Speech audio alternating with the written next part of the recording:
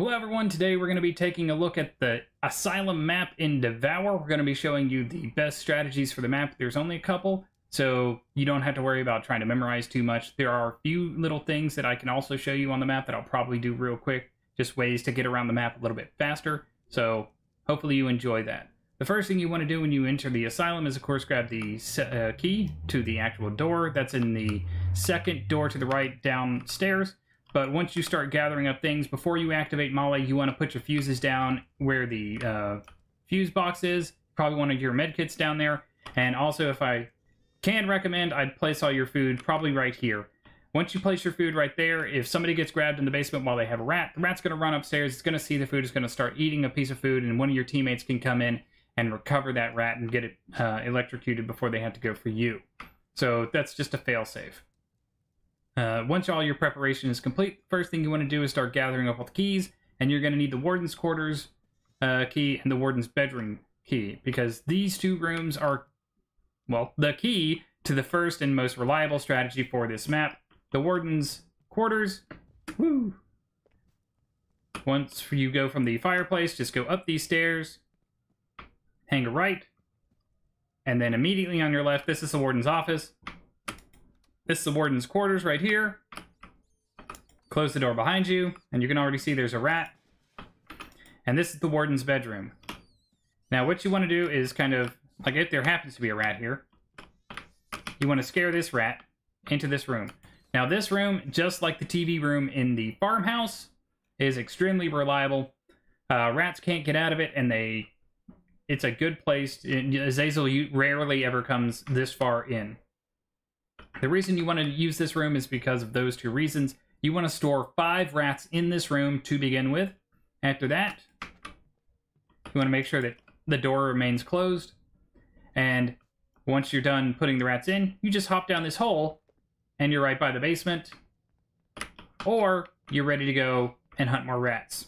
Once you have 5 rats in that in the warden's bedroom, you want to gather 5 rats by placing 1 down on the electric chair. And then make sure you have a fuse in the fuse box before you gather the other 4. Come down with 4 rats down to the basement. Show you that real quick. There's a quick little, you can hop over the rail right there. Once the rat's there and you have a fuse in the basement, next person just has to come over here and bam, electrocutes the rat. And whoever's doing this part really ought to be just kind of dedicated to the switch. One other person grabs places their rat, comes over here, grabs a fuse, places it in the fuse box. That person is now the fuse person, so that this guy can come over here. This guy over here can flip the switch. You do that 5 times with all 5 rats. By that time, Zazel is obviously going to be berserking. Then you just, everybody as a group, you come up, and if Azazel's here, you just, one person hit her with the UV, and then back away. Everybody runs back downstairs, you know, until she stops being red-eyed. And then the next person does it because multiple UVs do not stun Azazel any faster. They do not stack. There's one thing that you should learn is that, because that's a big newbie mistake that I see people use a lot. Everybody hits their UV at the same time on something. Doesn't matter. Once the UV's going, it's not going to help. It's not going to do anything any faster. But once you've got those 5 rats burned, everybody just comes back up with a piece of food that should be right there on the staircase. And one by one, everybody goes into this room, closes it, drops the food, grabs the rat, comes over here, closes the door, drops down, and runs back down to the basement. Now remember, the first person to do that has to put their rat on the chair and then has to come back up for another rat. So, you know, whoever's using Speedy or Supply Runner on this map, they're the person that you want to kind of designate for that job, because there's a lot of running involved with it. After that, you just burn or electrocute the last 5 rats, and you're solid. That is your 5-5 strategy for the Asylum. It's a very helpful strategy, super secure. The rats can't get out of there, and there's an automatic shortcut right there to the basement, so you can avoid having to run back down the stairs and through all the minions. Easily the most reliable way to get your achievement and get your victory. Now, there's one other way that you can also do this, and I will need a piece of food to kind of showcase how you can do that. We're going to come up here. Actually, guaranteed place to get some food is over here where the canteen is. Right there. Now, this strategy is kind of difficult to do with a group, and it takes super long, very tedious. I don't recommend it for group play, but it's an excellent way to do things solo. And you see I'm going to drop that food. They're going to come over here and snatch.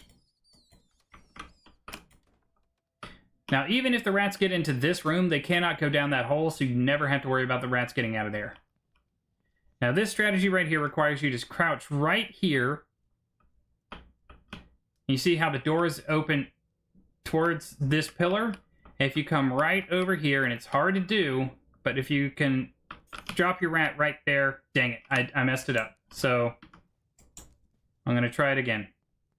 It's hard to get the right angle. You're not really supposed to have your flashlight on when you do it either. We're going to try again. Where'd that rat go? Rat? Hello? Oh, he ran down the stairs. I was coming back up here to the food. Hold on. There we go. It's a tricky thing to do. This is how I managed to get my solo nightmare attempt done, though. Basically, turn this off, crouch, stick your face right in between the pillar and the door, and kind of walk forward, drop the rat down. Now you see, the rat's right there. It can't really get out, unless you hit it with your flashlight and it panics. Sometimes the way it panics and stuff like that, it gives it a little bit of, like, invulnerability or the ability to pass through certain objects. The invisible primitives, which is like the building blocks of all these things, are touching. While you can kind of put your face through it and drop it on the other side, it can't actually get through because it's being stopped by the invisible prims of the door and the pillar. Now, you can actually put all 10 rats right there, and then you can build a small roadway, like, say, starting, like, right here, of food. One right there, one right there, and you want 2. You always want 2. But once it's right here, they'll start coming, and if you have another one right here, they start coming, and then you'll build a larger amount of... You want as many as you can, but minimum 8, but you want something like 10 if you possibly can. You want a whole bunch of them starting right around here, just lined up, every little bit, every few feet, going around this way, because what you'll do is you'll take one piece of food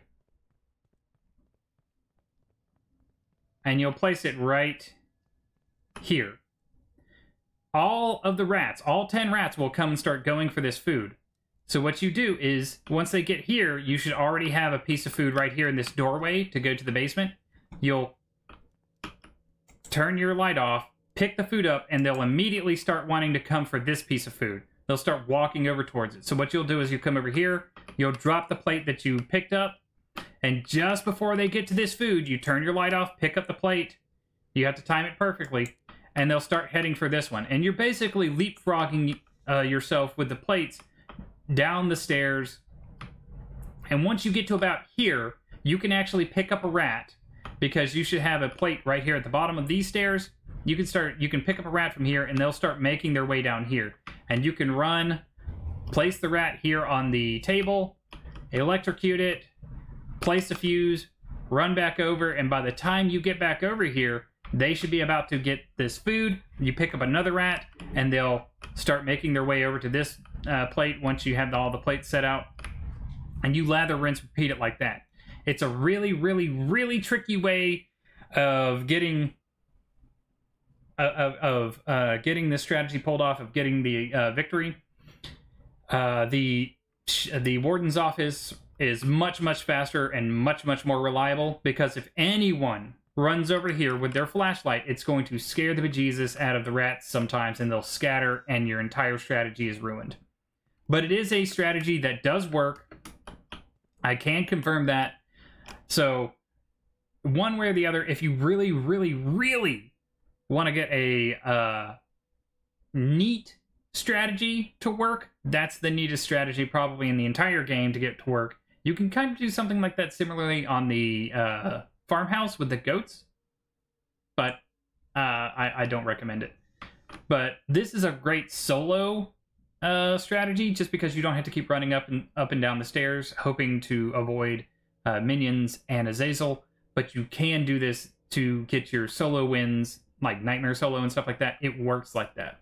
You just have to be quick. You have to memorize the spawns. You have to get your keys ready. You have to get everything in place super, super fast, because Azazel's enragement timer will go off on you if you're doing things like Nightmare Solo and stuff like that. You don't have to use batteries for this. There's one trick in particular that I think more people need to know about for the Asylum, and I'm going to show this to you right now because this is probably the most powerful and useful trick in the entire Asylum. Are you ready?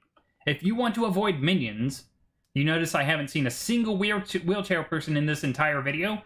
It's because of one simple trick, one little piece of knowledge, and it's going to save you so much trouble. Do you see that red rug right there? Okay, see that pillar? Or that corner and that corner? If you go through there, that activates the very first minion of the match. Meaning, because it always spawns right there on that wall. If you never cross that threshold, you will never see a minion in the map until you start burning, or until you start electrocuting rats. You can completely avoid minions even after Molly has been activated while you're exploring, looking for rats and looking for other things and getting your entire strategy ready. You can completely ignore the fact that minions exist on the map because you're not going to trigger them. That is their trigger point right there. So do not go through this middle section. You can go here and be fine. And you can go over to the other side and be fine.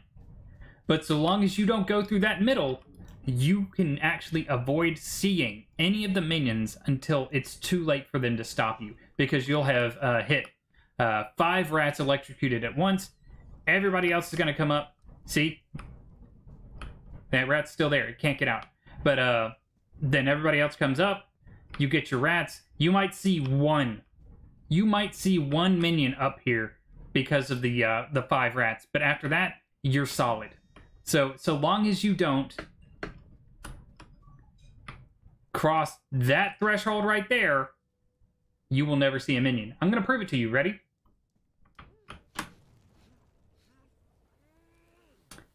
Bingo. Minion. We could have stayed in here an hour. You would never see a minion. You could stay in here all day as long as you don't cross that little threshold right there. No minions. That's one huge, huge trick for the Asylum. Something that I think everybody should really know, but I don't think enough people do. But that's going to be it for the Asylum strategies. I hope these helped you. I hope they help you, really get more victories in your Asylum games. If it helped, maybe leave me a like, possibly subscribe to the channel, leave me some comments down below to let me know if this helped you. I hope you all have a great day, and as always, stay positive.